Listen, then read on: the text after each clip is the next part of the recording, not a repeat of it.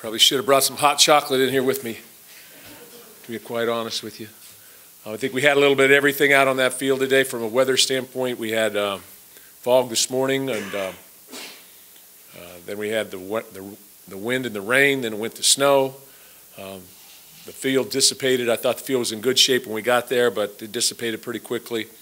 And but very, very proud of our football team. You know, embraced the weather, got a big win, scratched it out. I thought our defense played very, very well. Offensively, ran the ball very effectively, especially early in the game. And L.J. Scott has a big game for us, which was very important, you know, 148 yards.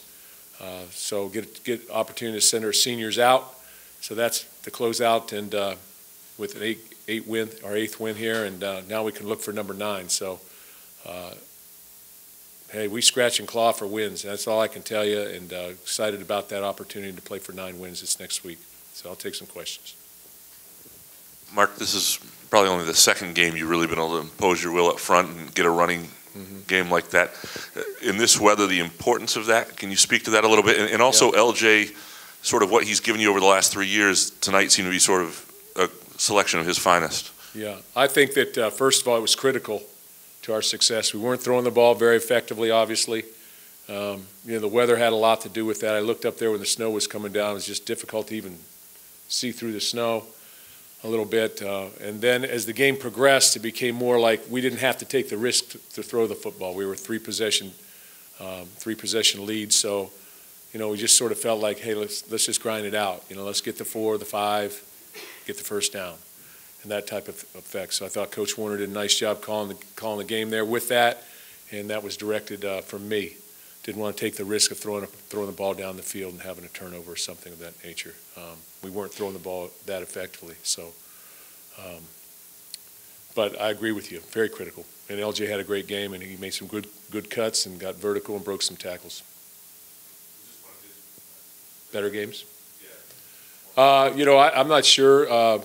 You have to look back, but this was a very effective game for him, and you know, it's a good point to launch from. Mark, I know circumstances dictated it, but can you recall ever winning a football game with 20 yards passing? No, I really can't. You know, so that's going to be a question someday: who threw the ball for 401 and who threw the ball for 20 and 1. So, but you know, it was tough out there. The environment was tough. You know, the weather was difficult. So, and I think where it really was important in the wide receivers' cuts down the field, coming in and out of cuts. You know, Maryland did a nice job at the end of the game. You know, hitting some vertical routes, but they had to throw the ball down the field. Just did not want to do that at that point in time. Thought our offense did a great job in the first quarter. The third quarter especially, you know, taking the time off the clock. Even though we didn't score, we took time off the clock in those situations. Mark, you mentioned earlier about L.J. Scott in the running game. What about the guys in front of him, the blocking? It's been something you've been working on for a couple of weeks to see that to come to fruition when you really needed it today. How did the blocking look to you? I thought it looked very, very good. You know, you got movement and changed the line of scrimmage, and then you know, the rest of it just, you know, was the running back, I thought. But you know, once he got to the second level and things of that nature, and Gerald did as well. Gerald Holmes did as well. He got the second level at times, and ran the ball effectively. Had an opportunity to go ahead 21-zip early, and I guess it would have been in the second quarter, I believe. But good hit by them. The ball comes out, so we deal with it. Mark, seems fair to use the word astounding in considering 8 victories after 11 games this fall, given what you had inherited coming into this year. Is that a fair word? No, I think workmanlike would be a better word, hopefully. You know, I think our guys came back with the idea that last year was not normal. There was something that there were a lot of things that go into that, just like there's a lot of things that go into a Rose Bowl year. You know, things got to go well. In some years, other years, they don't go so well. Sometimes you get injuries or you have situations where, you know, last year we had 3 quarterbacks and every one of them got hurt and lost games.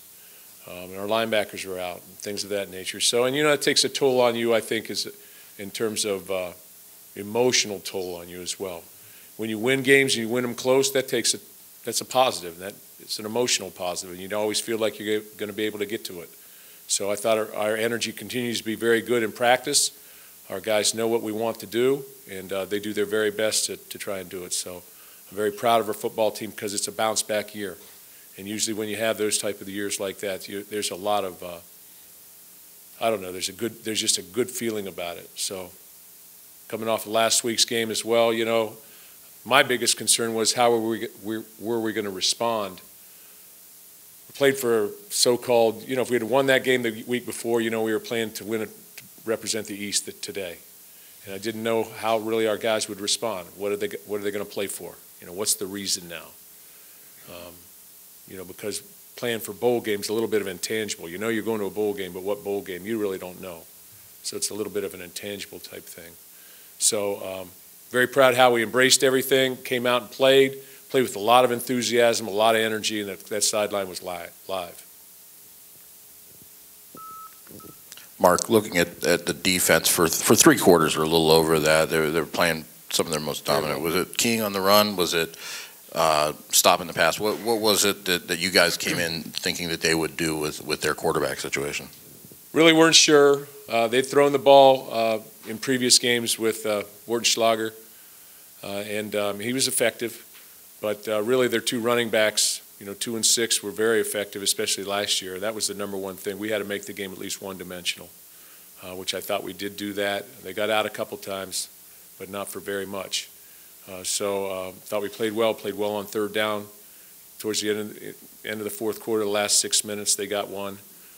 But you know, they've got players. There are no hall passes in this league. There just are not. And you know, so Maryland came and played. I thought they played hard, as they have every snap this year. Mark, the crowd tonight really reminded me of after the delay, the 3.5-hour delay with Penn State. Not the biggest, but man, they were loud. Would you talk about their impact? Yeah, I thought they were the passionate fans. Those were the ones. And it was loud out there. I could not yell to our players on the field, and they couldn't hear you, and it got loud out there, and they were passionate Spartan fans. And, you know, that's another part of it. They embraced it, you know. They had a little bit of will as well to stay in the elements.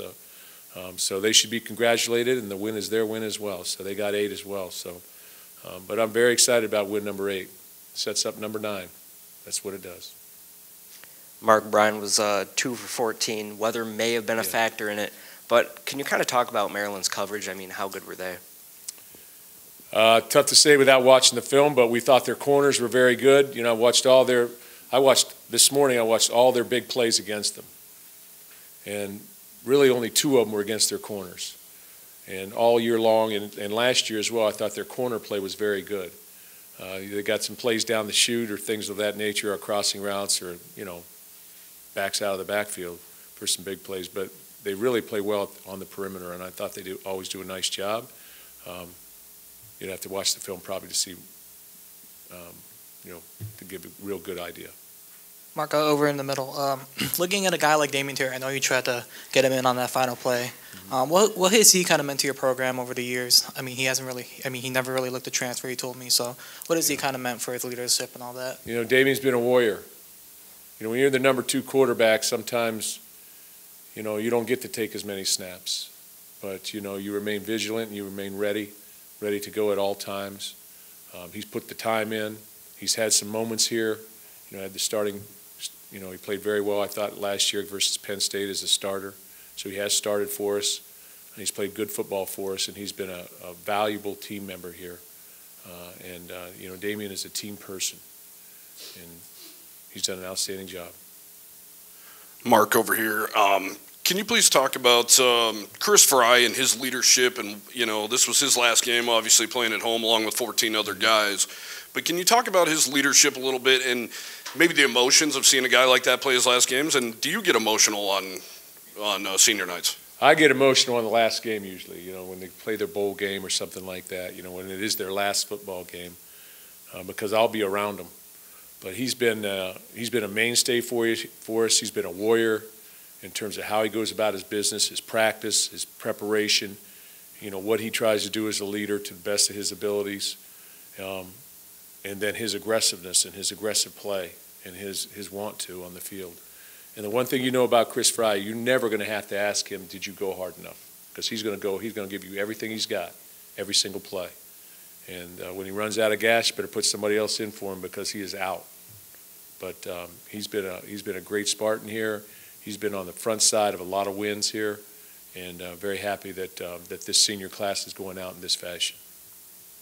Coach, I also wanted to ask about the class. They were a little young in that playoff season, but what's your favorite memory about them? What sticks out to them as a class? Well, I think I said that on Tuesday. To me, what sticks about our senior class is that they're the bounce back class, really. You know, after last season, they came in this year with a lot of young players, not a very big senior class, and they had to make something out of it. So because it starts with them, it starts with their leadership. Because at the very beginning, who were our leaders? They were our seniors. And some other guys have worked their way into that, younger players, but they wanted to set things right, and they've been able to at least win 8 games. Doesn't mean we're going to win 9 or 10, but we've won 8, and we've sort of turned it back in the right direction. They've done that. Hey, Mark. No Hunter, no Josiah, and no Mufi today. Any 3 of those guys you expect to be out for the season? Mufi's out for the season. We lost him with an ACL, MCL. So the other 2 maybe could have played a little bit, but Josiah we held, kept him out of uniform. Both of them will be back next week. Thanks, Coach. Thanks, guys.